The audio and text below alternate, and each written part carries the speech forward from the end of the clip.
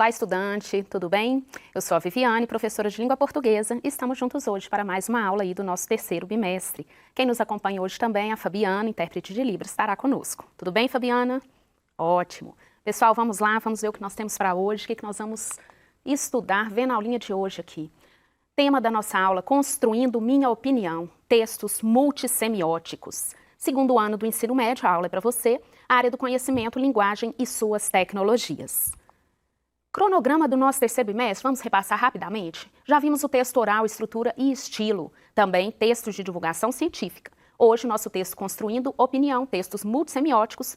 Em seguida, o gênero textual resenha crítica e, para finalizarmos, a literatura interdiscursividade.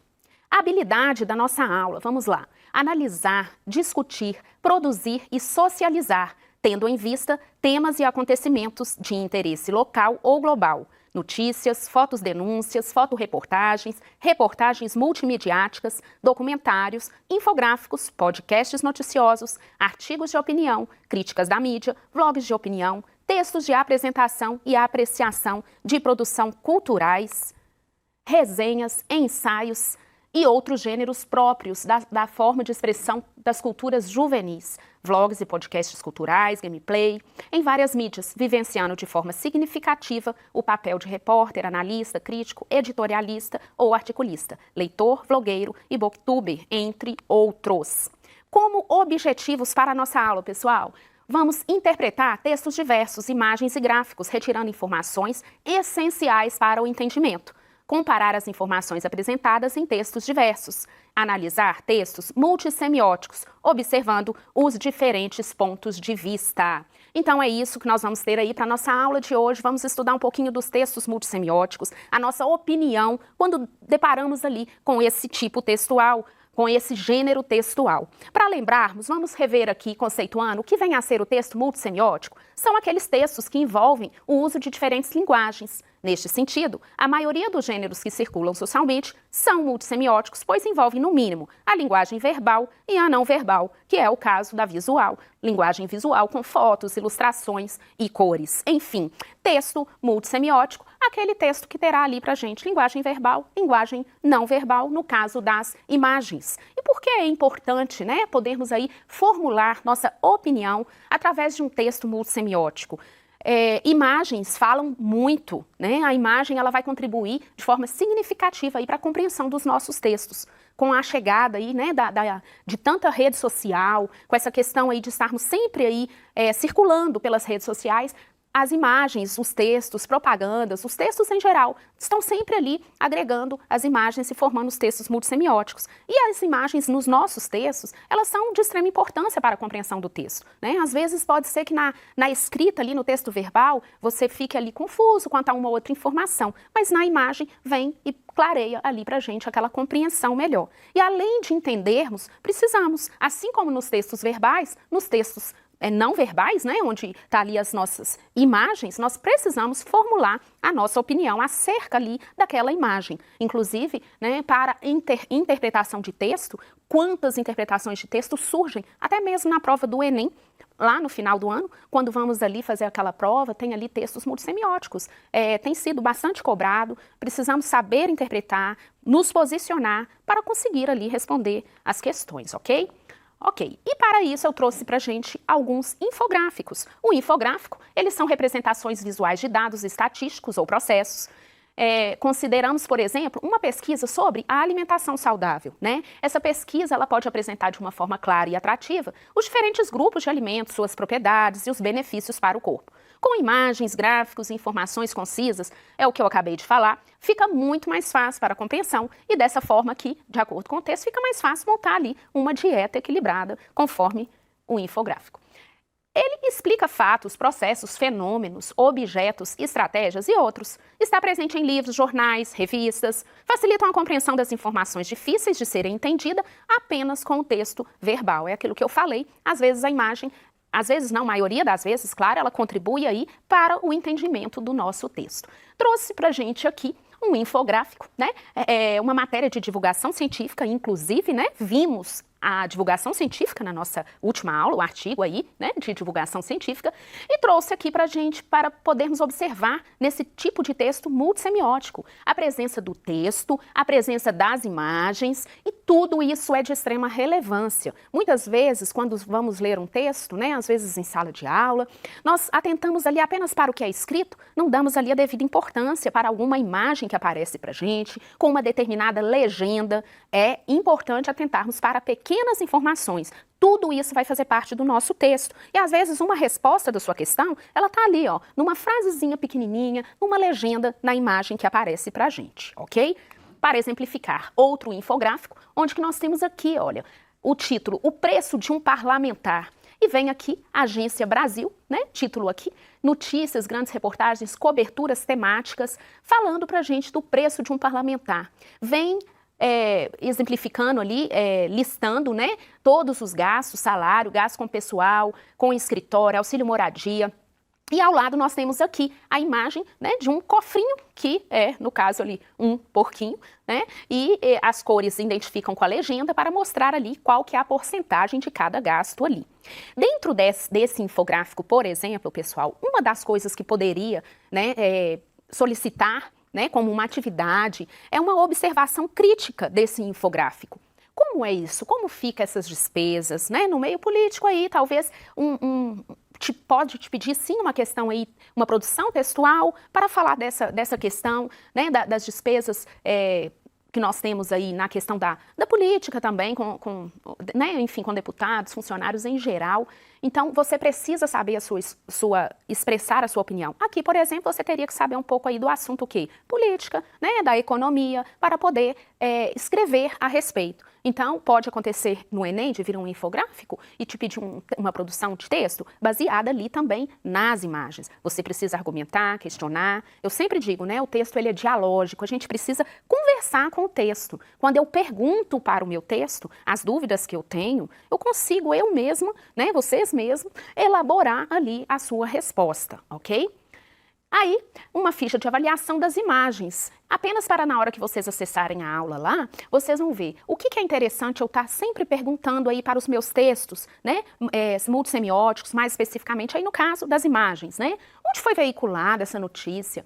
Ela trata de que assunto, né? Quais as informações estão sendo expostas aqui? Esse é um assunto polêmico? Esse é um assunto relevante? Por que será que trouxe esse assunto dessa forma, através de um infográfico, com imagens, com a escrita, com texto verbal? Tudo isso vai respondendo para você mesmo e você é capaz, no final, de elaborar ali a sua produção textual, ok? Bom, eu trouxe pra gente algumas atividades pra gente ver juntos essa questão aí dos textos multissemióticos. Vamos ver esse primeiro. É uma questão do Enem 2018, onde nós temos aqui a imagem, né, de um café com um açucareiro ali ao lado.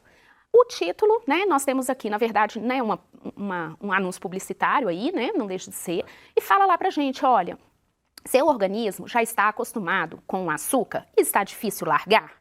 O ideal é ir se acostumando aos poucos, com cada vez menos açúcar. Opa, então nós temos aqui um texto multissemiótico onde apresenta pra gente a imagem e nós temos também o texto verbal.